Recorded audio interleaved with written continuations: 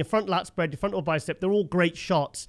But now, I think it was when you came out by yourself, and I was watching that, I was literally sat here watching the live stream at like 3 a.m. And when you came out and you hit that frontal bicep, it's just, I couldn't believe the difference in, I think the biggest difference for me was your two previously weak areas was your back and your arms.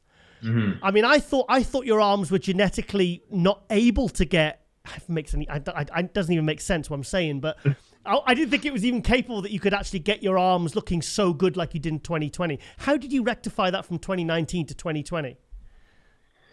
I mean, it was a combination of like the compound effect, like I said, everything kind of playing out much better this year. But it's also, I've always been like my own hardest critic. People who follow me on Instagram know I make fun of myself before anyone else does. I'll post a picture of my back and I'll be like, my back's a piece of shit. And I'm not unaware of that. So I spent the full year really just focusing on training back and biceps harder than everything else. I created my programs to push it around that. I was eating more food on those days and I just pushed it hard as I can.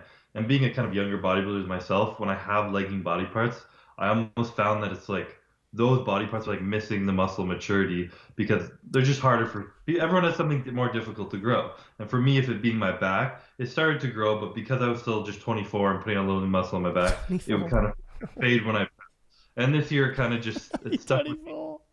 Sorry, I saw it freaks me out when I hear your age. It just, I think sometimes you're so good right now. It's like I think we forget that you're like a 2-time Olympia champion and you're like 24 years old.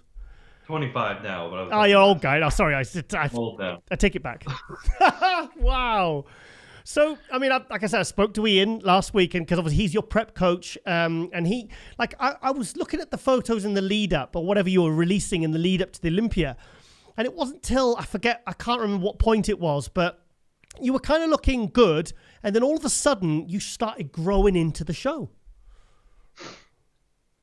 Yeah, I mean, that's kind of one of those things with an illusion where, especially in classic physique, where people are known for having the small waist and the more aesthetics.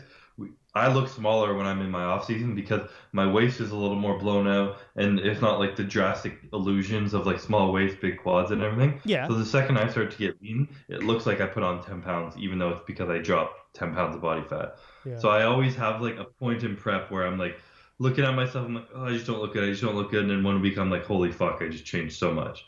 And that's probably around the time you noticed. And it's really all about the kind of, yeah. So are you someone that your body weight, it doesn't really change in the off season, but your composition changes? Pretty exactly, yeah. So I don't really want to put on a crazy amount of weight, obviously. My physique did what its job this year. So it's just kind of fine tuning it. So the goals this year are that not to be heavier than last off season. I want to be the same weight, but a little bit of a leaner body composition. And it was the same goal on stage. I wasn't too far off my actual stage weight, but the goal was to come in like leaner, harder, drier, and bigger, but like same weight, and just kind of perfecting that zone. It's funny, isn't it? Because I think